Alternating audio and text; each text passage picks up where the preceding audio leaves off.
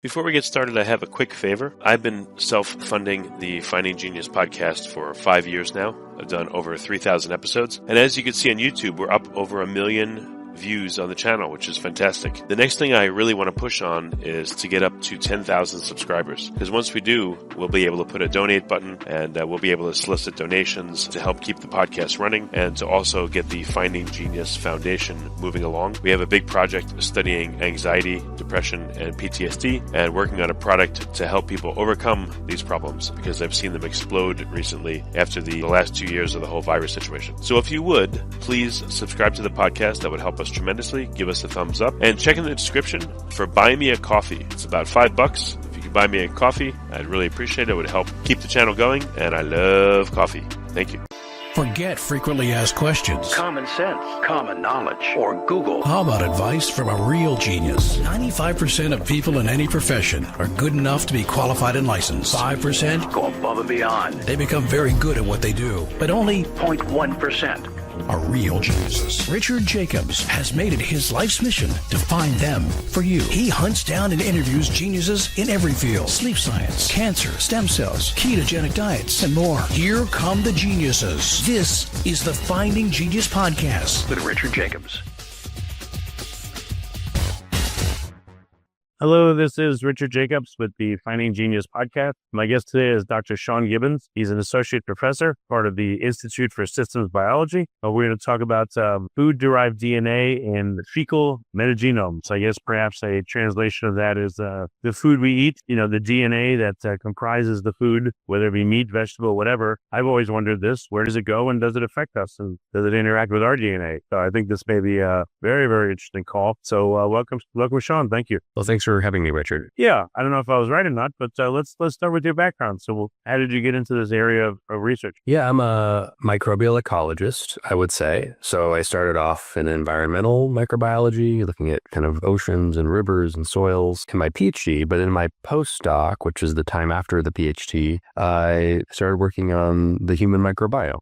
Which is all the bacteria and archaea and fungi and viruses that live in the human gut, and continued along that line of research into my faculty position when I moved to Seattle at the Institute for Systems Biology. And so my lab now studies the microbiome and how the human microbiome influences our health, our responses to diet and drugs and so on. Okay. And then was this a recent paper or a research project, or what, the fate of DNA in our food and how it affects our body? How did your research turn to that? Yeah, so this was sort of a fundamental question in the human microbiome field. We sort of know that diet is probably the strongest driver of the composition of the gut microbiome, but it's really difficult to get good dietary information from large cohorts of people where you also have microbiome data.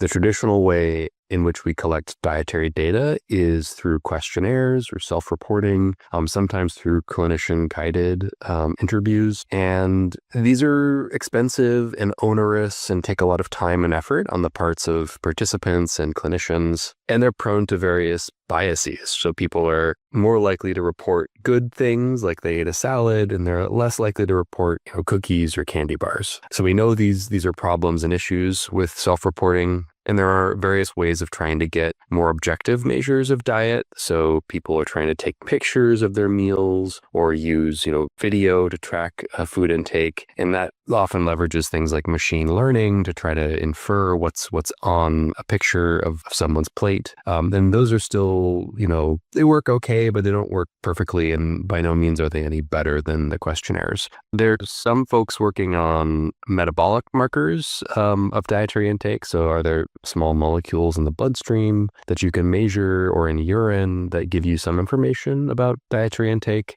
So that's another piece, but there hadn't really been like a data-driven, either DNA or metabolomics way to get high-resolution information about the diet until fairly recently. So I've done a food diary, and you're right. If you don't eat something, you eat something you shouldn't be eating. You're like, oh man, all right, I'll put it down. And it was very revealing. I had a few friends do it too, and I tend to eat the same thing a lot. Some meals are always the same, some vary. There were some days where I ate 5-6 times a day, little bits, and then some some days I only ate like once or twice. And it was just interesting to see it all. And yeah, taking pictures, like what I saw was when you first start logging, it is a lot of work. But if you have the same meal at like Joe's Cafe every day, once you got a picture of it and once you log the nutrients and what's in it, then you're like, oh, I just ate at Joe's Cafe and I had my normal like fish lunch or something. And then it gets much faster and easier to put in the data. I know it's just anecdotally, I'm just letting you know what I've run into, which may be interesting to you. Oh yeah, that is interesting. I think that makes a lot of sense. I tried it for a while with image tracking. There was a app sort of collaborator in Europe was developing to try to track your diet through images. And I was doing that, snapping pictures of everything I was eating every day. And it ended up being a lot of work. I think I have a little more of a heterogeneous diet than you, perhaps. I kind of eating different things all the time. So every time I have a handful of peanuts, I'd have to take a picture of them, So it became sort of, annoying and difficult. And I only could keep it up for about 2 weeks. So yeah, it's tough. Yeah, and one more thing I saw, I forget who it was, but there was the guy that sampled his oral microbiome every day for a year. And it was very stable, except when he traveled overseas and when he got really sick one time. But other than that, it was remarkably resilient and stable to where it was, for the rest of the year. So I'll see if I could find that, but I know the data set you're talking about because that's my colleague, Lawrence David, who comes into this field. So when he was a graduate student, he collected that data set and he also had dietary tracking over that same period. And yeah, it was surprising how stable his nutrient intake was over time. Tended to eat a similar set of nutrients from day to day. I don't know how that breaks down to the individual food items he was eating, but on the nutrient level, he had a pretty similar diet from day to day. And so, so now I'll get maybe into the DNA detection of food and where this idea comes from. This is actually an idea that originated in people who study wild animals. So if you wanted to know what a grizzly bear is eating or a humpback whale, you can't ask them. So you have to find some other data-driven methodology. And scientists have turned to metabarcoding. It's a method called metabarcoding where you're amplifying specific marker genes from dietary sources. And in particular, they're looking at mitochondrial and chloroplast marker genes. And these are little organelles inside of eukaryotic cells. And they contain DNA. And you can use that DNA to tell you which species of animal or plant is in a sample. And so wildlife biologists were using these metabarcoding methods to track diet of wild animals. And Lawrence David, who we just talked about, he pioneered using these same methods for diet tracking in humans. So his lab has been developing, methodologies for extracting DNA and having primers and amplifying out specific portions of genes from mitochondria and chloroplasts to try and, extract out human dietary information from stool, and has a few papers in this area. So we knew all this work in our lab, but there was this lingering idea that maybe you could just randomly sequence all of the DNA coming from poop, right? Not trying to amplify out a specific gene, but taking a shotgun approach, just getting all the DNA and sifting through it, and then just being able to extract dietary DNA from that kind of needle in a haystack problem. It seemed like a maybe impossible task, but Christian Diener, who was a really talented computational biologist in my lab, who's now running his own lab at the Medical University of Graz in Austria, he tackled this problem. It took about 5 years to figure out how to get it to work, but we ended up with a method that we can apply to what's called shotgun metagenomic sequencing. So here we haven't done any PCR. We've just sequenced random fragments of DNA from stool, and it just so happens that there are hundreds of thousands of already sequenced stool metagenomes out there that you can download from public databases, and this suddenly would open up a huge universe of samples to be able to apply our method and extract dietary information that we can pair with the microbiome. Because from our perspective, our big interest is to be able to understand, if someone eats an onion or a tomato, which species of bacteria are enriched or depleted when you're eating that specific food item. And that's been a hard question to tackle until we've had these kinds of methods. Okay, so you're able to see what the what the DNA is. So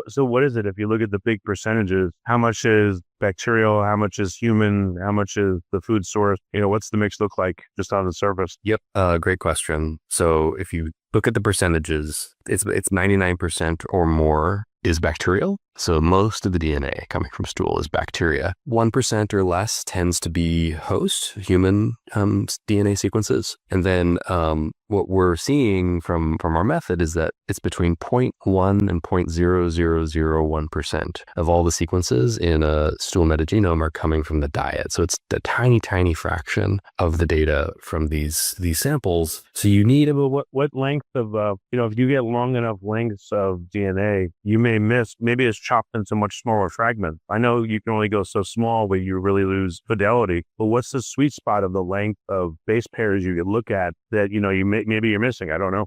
That's a good question. So the technologies that are available to us, for the most part, tend to sequence on the order of 100 to 300 base pairs. These are short read sequencing methods like Illumina. They're pretty short. It's pretty short. So that's the kind of data I'm talking about, actually, is like about 150 base pair sequence length.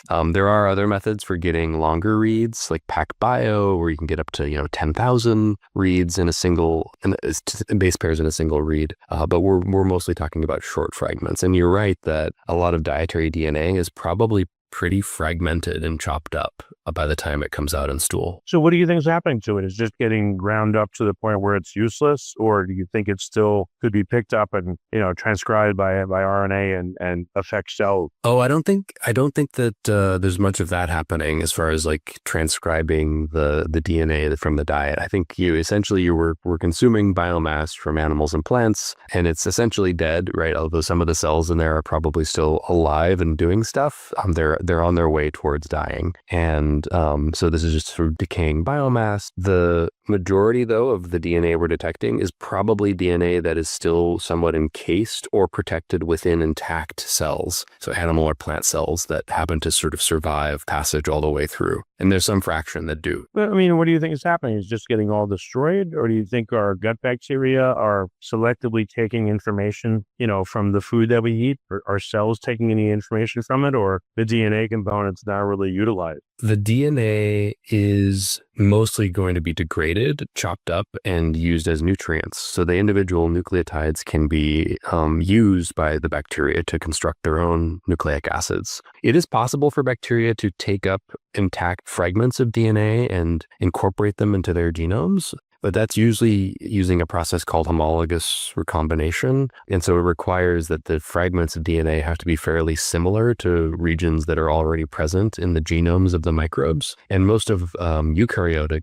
DNA, like in plants and animals, is very, very far diverged from bacteria. And so it would be almost inconceivable that you'd see too much horizontal gene transfer of plant or animal DNA into bacteria. So I doubt that's ever happening. It's mostly that they're just using it like food. They're breaking it down into tiny little monomers, and then they're eating those monomers. Do you think it's completely unlikely, or, is there a possibility? Well, we let that survives the stomach acid and maybe gets taken out from the small intestine, let's say, or I'm not sure if I understand the food we eat is getting mechanically, then the stomach acid goes to work on it, then the digestive enzymes, the bacteria, so stuff will survive, I guess, to a certain point. And at a certain point, it just gets all, again, ground up and used. But, depending on the foods we eat, maybe there's, I don't know, like certain plants, maybe some of the cell walls are still surviving until way late in the game, way late in the digestion. And therefore, maybe there is a chance that, that DNA could be preserved and certain bacteria could make use of it, or maybe even our own cells somehow.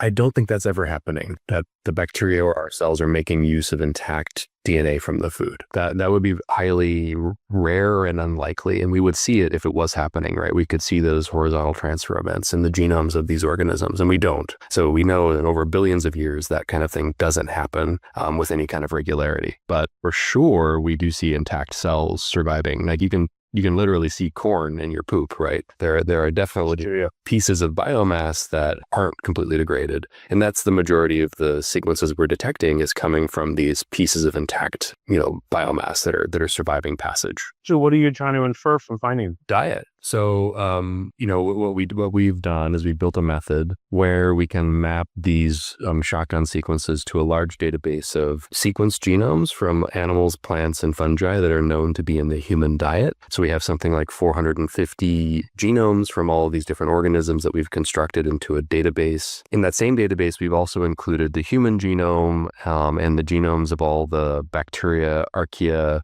viruses and plasmids that are in the NCBI RefSeq. So it's all the reference genomes for all these different organisms. So we want to try to annotate away all of the things that are non-diet, so we can kind of classify all of those things as not dietarily associated, and then every read that is kind of consistently and reliably annotated as belonging to one of these food-derived genomes, that gets counted as one of these species of plants, animals, or fungi that are in the human diet. So we can count up all those detections of individual sequences from these different things, and the number of counts we get for a given species of plant or animal, that can kind of serve as an abundance of how much of that was in the diet. We know it's not perfect. There are biases. Like animal cells tend to be degraded or more efficiently than plant cells. So plants have a bias to survive better, and they're going to be over detected compared to animals. But if we just sort of make the dumb assumption that we can just use these counts to quantify the intake, we're able to kind of compare our data to gold standard dietary intake data from controlled feeding studies. In our paper, we had a couple of controlled feeding studies. One that maybe I'll briefly touch on was a study where they had two groups of people, and they were eating the same exact diets, except in one arm of the study, they fed them one large Hass avocado with their lunch. So that was the only difference between the groups. We took our method. We asked, what is the only food item, or what food items are significantly different between these two arms? And only a single thing popped up, and it was avocado. So that was a really good validation. And then, we were able to take these food genomes that we were detecting, and we can map them to a database where people have kind of quantified the metabolic constituents of the biomass of these different foods, right? For beef, for example, how many milligrams of cysteine or lysine or what have you, all these individual components are present in that biomass. We can build a sort of nutritional intake profile from the detection of these different organisms and compare that to known nutritional intake from these gold standard questionnaire data. And there we also see really pretty good quantitative agreement between our method's predictions of, say, total energy intake or total protein, total carbohydrate intake, and the questionnaire data. So we think it's like a semi-quantitative, not perfect, but pretty good estimation of what someone ate 2 to 3 days ago. That's another corroboration. That's great. I know you kind of answered this in terms of DNA, but what is the composition of stool then? What creates all that mass? What is it? Well, let's see. Stool is by about 25 to 45% of it is bacterial biomass. So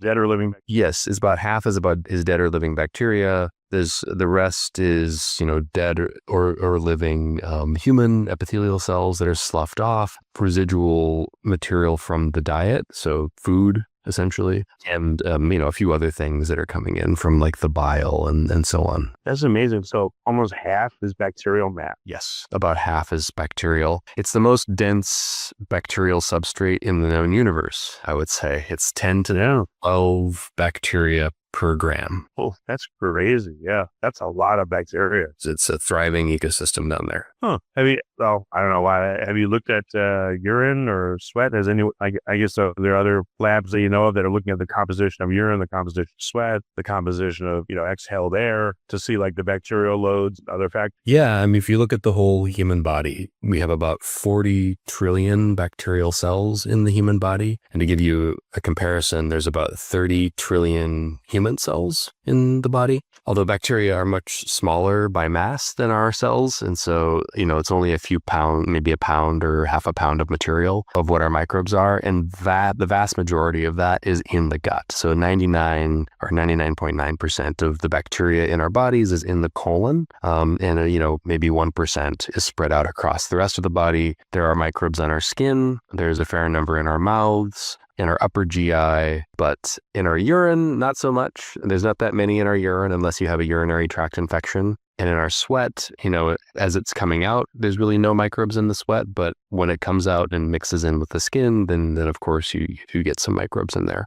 You can think of the body as a donut. It's one continuous surface, the mouth through the gut to the skin in the outside. And microbes are covering that entire surface. But as soon as you penetrate through the epithelium, where you go through the skin or through the gut wall, all of that is immune protected. So there are no microbes past that barrier. So, when someone is, when they're forming a stool and all that, I would think there'd be an incredible proliferation of bacteria, to consume that material. And then once it's passed out, so right before someone would go to the bathroom, how much more bacteria would they have percentage wise than they had? And once they eliminate that, what percentage of all their bacteria is now excreted? Is it a significant percentage? Is it like 20% of all the, It's very significant. Yeah. I mean, our biomass in terms of microbes does fluctuate quite a bit with bowel movement. I think that cycling is interesting. I never thought about that. Yeah, you become maybe more human than microbe every time you have a bum, and let's say they get stacked up. It's maybe that's why people feel so much better when it goes well, Huh. Yeah, I don't know. Maybe I don't know. It's just weird to think about the dynamics of it, but that's what came to mind. So yeah, it's interesting. Yeah, it's an incredible amount of growth, right? In the small intestine or the stomach, there's pretty much no microbes. There's very few, maybe a few hundred per milliliter or 1,000 per milliliter. And then you go from that to 10 to the 12, 10 to the 11 per gram in the lower colon. So there's just an enormous amount of growth going on from the top of the colon to the bottom of the colon. So I can see why it would be so detrimental if you don't go to the bathroom regularly, because that's an incredible amount of extra bacteria to build up in you. And I can say, I guess it would wreak havoc, over time if you didn't eliminate it. I think it's a complicated story because the microbes in our colon is an evolved structure to specifically cultivate microbes. Having microbes there is good. And if we didn't, we'd actually be very sick. But you're right that if you are constipated, that also causes problems. We actually had a paper last year showing that you can see in the bloodstream the impact of constipation. What seems to be occurring is the microbes in the gut, they prefer to degrade dietary fibers and turn those into organic acids, like short chain fatty acids. And those acids are very healthful to our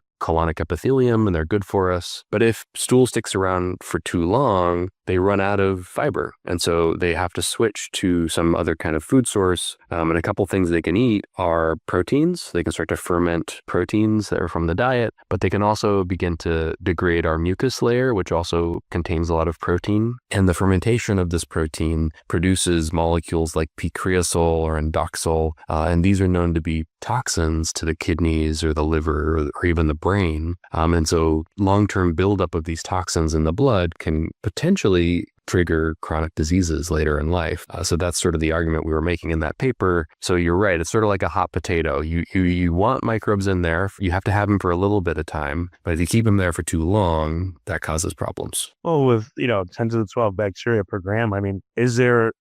I would think there'd be tremendous metabolic signaling from all those bacteria. I would think. I'm just guessing, but I would think again there'd be a tremendous level of signaling, and then once the stool leaves the colon and it's out, now all that's abruptly gone. Literally within once it happens within seconds. It's just I just wonder how the environment, if you think about the environment, radically changes. Once you go to the bathroom and stuff. That's true. I mean, it's a very dynamic place. Although there are probably a couple of boluses of material moving through your GI at any given time. So there's probably upstream stool, that's tomorrow's bowel movement that's coming. And there's also probably residual, it's not like a bowel movement, everything just cleanly plops out of you. There is residual biomass that's stuck to the epithelium and the mucus layer. Yeah. Have you, in your experimentation, your cohorts, do you use, do any of the people use enemas to again, clean out the system and start quote unquote fresh? As if you did, does that distort the data a lot? Have you looked at that? Oh, it definitely has a large effect. And there are specific cohorts of people where you can see this happening regularly. So if you get a colonoscopy, for example, you do a bowel prep, which is to take a lot of Miralax, which is polyethylene glycol, and that just cleans you right out. And there's also people who do colonics, right, where they try to get cleaned out for some kind of health reason. I don't have a ton of opinion on the sort of health consequences of colonics, except it does seem to be the case that when people disrupt the biomass of their gut commensals, these are windows of opportunity for opportunistic pathogens to potentially colonize someone and get a toehold. So we sometimes see that people who have these bowel preps will be colonized by things like Clostridioides difficile or C. diff or other problem organisms. And so I would I wouldn't say you should casually get bowel preps or colonics, because they could, by depleting your commensal microbes, which is kind of like a wing of your immune system, they prevent colonization by pathogens. You're sort of opening yourself up to pathogen. Well, what about people that fast for, let's say, more than 3 days?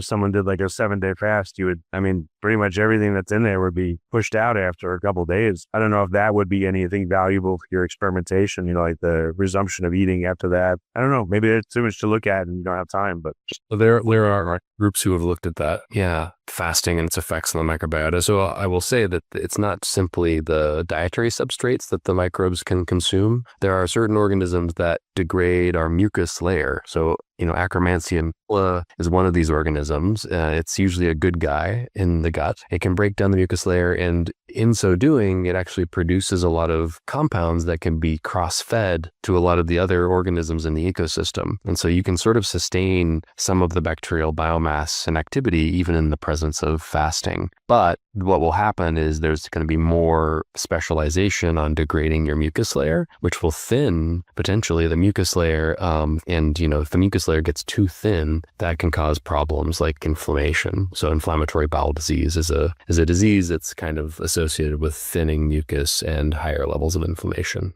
Well, what we've been talking about, it just, again, I don't know the mechanisms involved, but now I can see why fasting would be so dramatic and have such an effect on the body, because again, you're missing that incredibly large bacterial, metabolic signal of it not being there in stool, if you do it long enough. So again, just total speculation, but what came to mind, that's all. Totally. And, if you're thinking about it in the context of our diet algorithm, we kind of did a similar analysis where we looked at babies, because we kind of assume that babies are not eating solid food that much for the first, several weeks of life or months of life. And when we run our method on infants for those first, that first year of life, we do indeed observe that you don't detect that many food sequences in babies who are still feeding on milk. But around the time of weaning, when they start to eat more solid food, you see a steady rise in the number of food reads detected in their stool. Okay. So what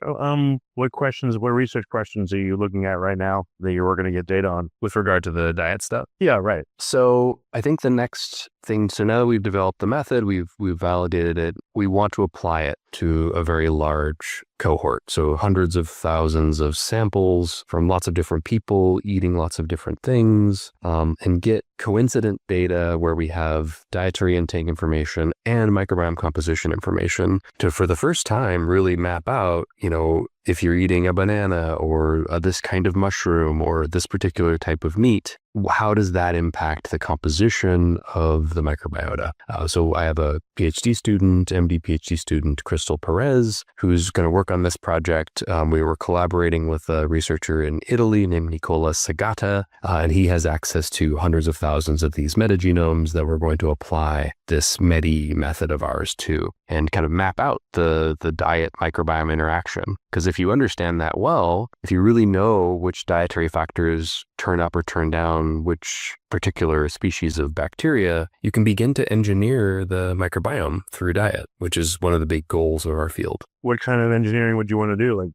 I don't know, I guess put someone on a vegan diet versus carnivore diet versus keto, et cetera, and then see what the metagenomic sequencing tells you, like what kind of compounds are being produced differently and what the effects are, or like how would you proceed from this? Yeah, I think, one piece of the puzzle is to be able to translate the ecology of the gut to the functional outputs of the gut. That's another part of the lab that works on metabolic modeling of the gut microbiome. So one good example would be predicting a really important molecule that the microbes make that's good for our health. So one of those is called butyrate. It's one of these short-chain fatty acids I mentioned. Butyrate is very anti-inflammatory. It protects people from systemic inflammation, could protect against aging because part of aging is this rise in inflammation over time. It also is an endocrine active molecule, so it stimulates our enteroendocrine cells to produce hormones like GLP-1, which you've probably heard of, and PYY, and these can turn down our appetite and help improve our glucose homeostasis and prevent things like diabetes and prediabetes. It has beneficial effects on heart health and all kinds of things. So it would be great to know how you can turn it up, but the problem is if I feed everybody a banana, different amounts of butyrate come out the other side. And so we want to be able to predict, who should eat what to maximize butyrate production. Part of that is using the metabolic models to predict this butyrate from the composition and a given dietary input. But another piece of the picture is, some people just might not have the metabolic capacity to produce butyrate. And that might be partially because they haven't opened up the metabolic niche space in their diets that allows for that kind of organism to colonize them and to thrive. And so if you could figure out from this diet analysis, maybe you should eat a combination of chives and garlic and oranges to improve the colonization probability of butyrate producing taxa, that could be leveraged to help turn up that particular function. Another quick example is protection from pathogen colonization. So I have a student in the lab, Alex, who has a recent paper that just got accepted where we show that we can predict your risk of being colonized by this opportunistic pathogen. And about 50% of the population is at risk of being colonized. But the other 50%, their indigenous microbiota is able to protect them. It's a shield against this organism being able to grow. So how can we convert people who are not protected to those who are protected? Part of that story will be understanding which organisms need to be added to the system in order to kind of provide that wall or that shield. And that might require changing the diet to allow for the niche space for those particular taxa to be able to colonize that person. So I think all of this together is going to allow us to eventually get to the point where we can rationally engineer the composition of the microbiota to achieve very specific health outcomes that we want to achieve. Yeah, I think this makes sense, and you'll be able to get at it in an intelligent way. That's great. I mean, I guess it would be years until something's commercialized, or what will it look like? When you get to a commercial product that can be used in clinic? Would it be like a stool sample test, or, a serialized one, or what do you think it'll be? Good question. There's a few companies that have already done things in this space. So one example is a company out of Israel called Day 2. And they initially had a large study where they had a bunch of folks eating different foods, and they were measuring their blood glucose responses to eating those foods. And they sequenced their microbiomes, and they had a little bit of additional data, clinical data from the population. And they fed all of that into a machine learning algorithm to predict personalized responses, blood glucose responses to eating foods. And they were able to show that they could design microbiome-directed or precision diets that could do better than, say, a Mediterranean diet at bringing down someone's blood glucose. And that became a commercial company called Day 2, where you would provide a stool sample. They would build a personalized model that would make predictions for what types of food would be optimal to you. So this is already starting to happen in the machine learning space. My group is doing mechanistic modeling, so not so much machine learning, but taking mechanistic models of the metabolism of microbes in the gut and using that to predict and rationally engineer the outputs of the microbiome. That's still in the R&D phase, but we recently started a project called My Digital Gut, which we've been funding through philanthropy. We'll have some beta testers in the next few weeks that'll get their data back, but essentially we're building a dashboard where people can simulate how their microbiome will respond to tens of thousands of different dietary, prebiotic, and probiotic interventions.